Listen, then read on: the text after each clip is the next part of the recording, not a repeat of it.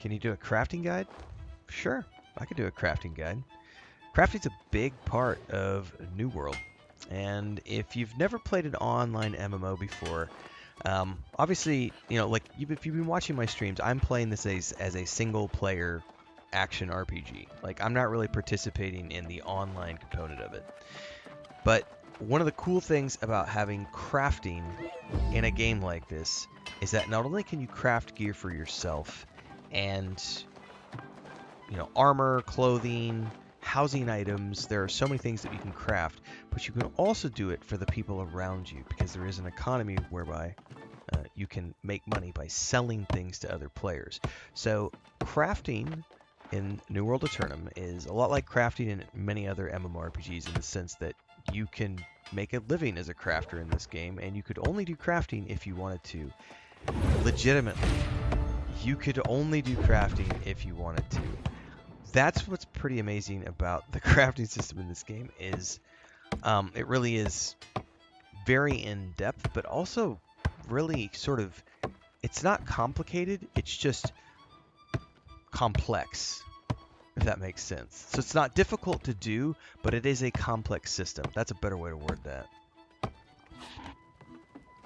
Slurp some coffee, grab my controller. Let's get into it. All right. For story purposes, you don't have to do crafting if you don't want to. You can totally follow the main story, get all the gear you need from the main story to complete the main story. You're also going to get gear from dungeons, you're going to get gear from drops, you're going to get gear from other quests. So there are lots of ways to get gear, but some of you enjoy crafting. I happen to be one of those players who enjoys crafting. And if you've ever watched any of my other series around MMOs like Lord of the Rings Online or Star Wars: Age of the Republic or World of Warcraft as examples, I do my own crafting. I had been doing my own crafting for the first, I would say, 35 levels of this character, but then because I'm on a time limit to get to Dragon Age Veilguard, I was like, you know what? I better finish the storyline first, then I'll drop back and do more crafting, because I just bought a house, and the house requires furniture, and I have to make furniture for the house, and I'll be doing a series on making furniture for the house and my house in general, so you'll want to stay tuned for that stuff as I continue to play New World over the next few days throughout the month of October. All the way up to the 30th is our last day. And then we may do stuff later on. Anyway, in the center of every town is a crafting hub. It's going to look different depending on the town you are in.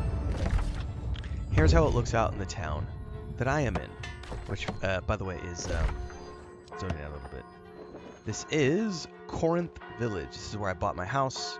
This is where there's an upcoming war, it says, which, by the way, is optional PvP stuff that happens behind the scenes. You can participate in it if you want to, but you can also be like me and completely ignore it. And it's kind of cool how it, like, sometimes your town can change hands, which does affect things like crafting bonuses, as an example, which aren't necessary to complete anything crafting, but they're nice little perks for having faction and doing stuff related to the town and which faction is controlling the town. But that's sort of an independent from the crafting system thing that can certainly, I don't want to say impact your crafting, but it can enhance your crafting depending on if you're part of a faction that happens to own the territory that you're in. Hopefully that makes sense. Anyway, at the center of every town is a crafting hub. It's going to look different depending where you are. This is what mine looks like. All of these icons in the center here, stone cutting table, there's a storage shed, we've got a workshop, we've got a kitchen, smelter, all this stuff. There's also a trading post here that's important. There's all this stuff right around us. Now, with crafting, you can pretty much guarantee that everything is going to rely on something else. Sometimes more than one somethings. So you're going to find yourself naturally progressing through many stages of different systems depending on what you want to craft. Everything starts with taking raw resources and refining those down into products that then can be used as ingredients to create objects. In the resources themselves, you can go out and harvest, which we'll have a different guide on, or you can buy them from the trading post if you have enough money. Now, if you've ever watched me do like the town board quests, those involve a lot of crafting. And so I generally will, if I don't already have it on me, rather than go harvest when I'm doing those quests, I will just come here, spend some gold, get the things, turn in my quests, get the faction, move on. But generally speaking, I am always gathering. I was keeping my gathering ahead of my questing up until about, I think it was like level 42. I started getting into stuff that's like level 100 plus, and I only have one skill that's 100 plus. So that's harvesting is in of itself another thing. So if you're going to be doing crafting, you're going to be doing harvesting of some type. I've been doing mostly fibers, which is one of my fibers is the highest. Gathering plants, harvesting. But anyway, harvesting is its own thing, but that's important to know for the purposes of doing crafting. So as an example, I think this is the smelter. So the smelter is a harvesting refiner. So this is a material refiner.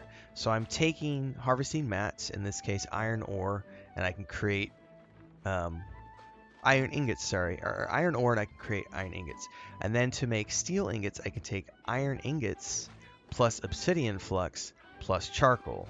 Well, obsidian flux are things that you can get and find and so on and so forth. Well, charcoal, however, has to be created by using wood in this. So if you're going to be a smith, you're not only going to be dealing with ore, you're also going to be dealing with wood. So you're going to end up doing not only mining, or if you're going to be doing harvesting, you're not only going to be doing mining and then ore craft, you're also going to be doing lumberjacking to get wood to use here. It's also for other parts of the process, so that's important to know. So in this case, this is a refiner. You refine your mats down in this. There are many like this. There's one for smithing. There's one for woodworking. There's one for everything. You can run around here. Like here's the wood shop. Here's where we refine timber down into, or refine wood, I should say, down into timber. You can also, if you find these are really cool. When you get these, occasionally you will get drops that will allow you to do these research notes, which is basically just leveling up your refining. And that's the next part of this, is that every refining station has a level, just like every crafting skill has a level.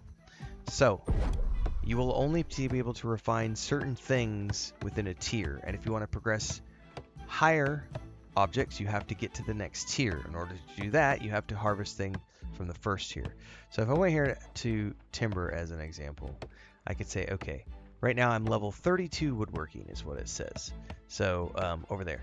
So in order to get to the next tier, I would need to get 50. So you take a bunch of, in this case I have a bunch of green wood, and I craft, and I get some stuff. Now if I have a bunch of lumber on me, I can click this plus button and refine a whole stack, and down at the bottom there you're going to see it telling you how much woodworking you're going to get, which is how much skill you're going to get, and what you're going to get out of it. So then you craft it. Okay, got 26 total pieces of lumber, and it leveled me up. I'm still level 36. I had a lot more lumber. But I've refined some stuff down. Now you'll find that all throughout here, all these places have refining stations. So I don't need to go through every single one because they're all in a similar fashion. Every single crafting type works the same way, whether you're going to be doing smithing or woodworking or potion making or cooking. All of these systems operate in the same way. You're going to end up working at different refining stations and different crafting stations. You have refining skills. Those can be leveled by refining things. Then you come to a processing facility, or a crafting facility, and you're going to be able to make objects. In this case, we can go down here and say, what can we make? Well, I'm actually level plus. I'm over 50 weaponsmithing. So I've already hit that tier. If I wanted to make an iron rapier, I would need to get some more stuff, it looks like. But I do have enough to make some things because I have some steel on me. So we can take a look what that looks like. But if I wanted to make something that I didn't have, I would need to first create all the items for it. So in this case, I would need See, I don't have Fey iron. I couldn't make that. I do have iron and coarse leather. I only have 2 void metal. So there are named objects I can make in here, which is really cool. I need Fey iron. I still haven't found any Fey iron. Okay, well I would need to get some more void metal as an example to make those. What if I just wanted to make, I'll walk you guys through the process. What if I wanted to make an iron longsword? Oops.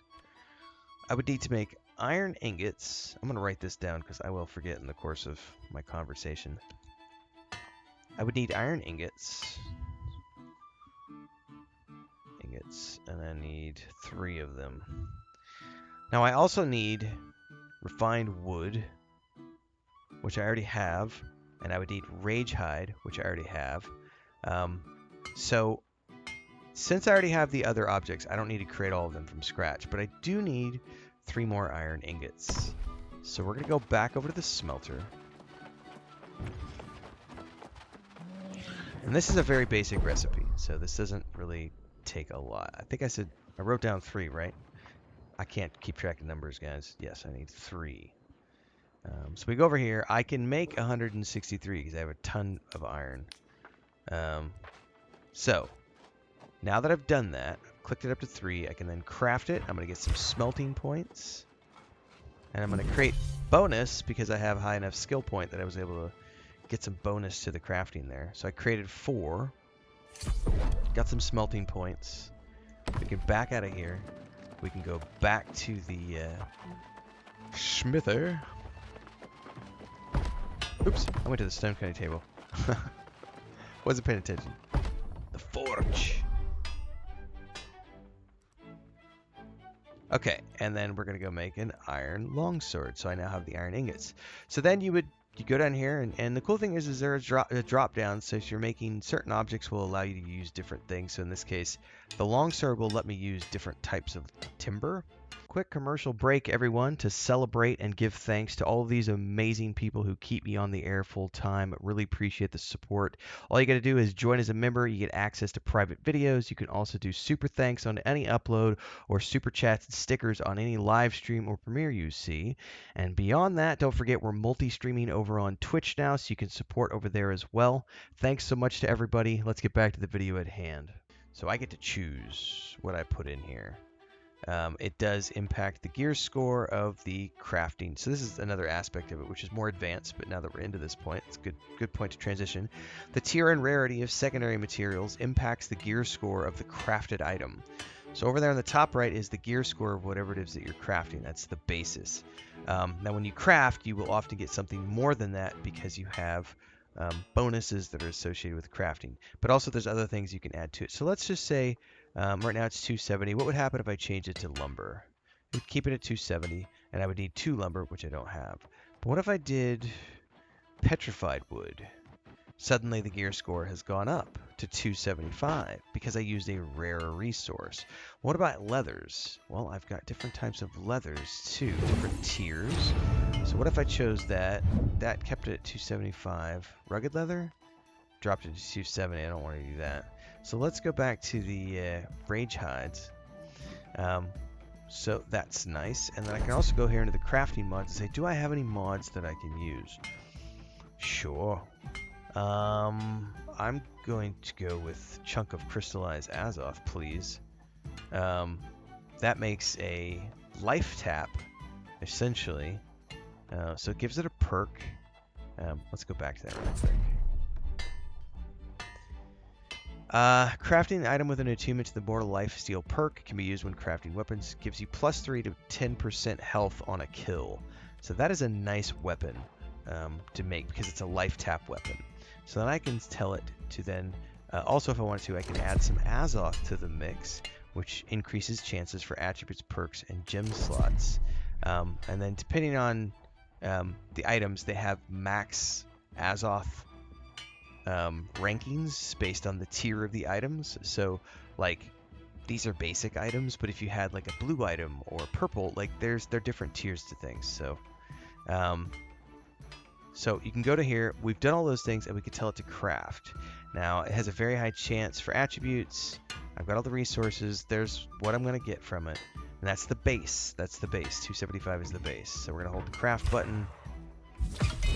Now notice that this gave it a green tab. We go into our inventory, we can look at that. We've created an iron longsword of the Ranger. That's its base damage, critical hit chance, critical multiplier, block stamina damage, blocking stability. What it does, the dex stat that it has, the mortal lifesteal perk, and then it's bind on equip. So this is something that now I could use for myself if I wanted to, or I could go sell it on the broker. Now in this case, I am going to go sell it on the broker, but that's a different video, so we're not going to get into that. Not today. Because this is the crafting guide. Now, a couple more things about crafting. When you're crafting, you have to have the resources for harvesting and everything else need to either be on your person or in the storage shed for the location where you were at. The storage shed for this one, I always get turned around in here. There is one just down there to the right. So let's take a look here to the storage shed, which is right here. So, all of your objects that you use for crafting and harvesting need to, again, either be on you or in the storage shed where you are located. If they are in another storage shed, you will need to get them to this storage shed. So you would need to go to your drop down here, pick wherever they were located, and transfer everything out. There's a take all button down there at the bottom right, which allows you to do things like that. We covered that in a different video on the Ultimate Beginner's Guide to Storage Sheds. So you can check that video out if you'd like some more pointers on that. But everything else needs to be it needs to be in the location where you're crafting. Otherwise, you can craft anything on any station in this town, make items, and it is a fun thing to do. Again, it's a really good system. It's not difficult to do. It is simply complex. But I would highly recommend the crafting system in New World. It's honestly one of the best crafting systems I've played in a long time. It's really good. It's really interactive. It's again easy to do, but it's really also easy to sink hours into because there's enough going on here that it really is a super in-depth system. And the cool thing is that you could literally, if you had, and if you were in a guild that did this, not every guild does this, but if you were in a guild that had a crafting division where your guild adventurers were doing harvests, harvest nights. So what we did at the beginning of the War Within was we had harvest nights instead of raids because we were gearing up. So we spent a few weekends, and instead of raiding on Saturday nights, we went and did harvesting runs for our guild crafters and then stashed everything in the bank for the guild crafters so that the guild crafters could log on and make shit without actually having to go out and do adventuring. So it's totally feasible here too, but you would need to find a guild that could do that. Or play the market game and make enough money to fully support your your crafting endeavors. But you can theoretically only harvest or only craft in this game. You could also harvest and craft. However, harvesting is a little tricky because sometimes you're going to be going into areas where you have to defend yourself because the higher tier resources are kind of outnumbered. But that's a different video on harvesting. So like, subscribe, hit the bell icon so you never miss an update. Daily streams at 9 a.m. on YouTube, Twitch, and we just introduced TikTok. That might stick around, we'll see. But every single morning I'm multi-streaming. This is the day job, so hopefully we'll see you in the next one. Play a lot of different games. We're currently doing New World Aeternum, then we're going into Dragon Age the Veilguard, then Stalker 2, Indiana Jones at the end of the year. So it's a very busy 2024, so hopefully we'll see you in one of the live streams, also on all the socials and in Discord or Patreon. Until then, everybody, stay safe, happy gaming.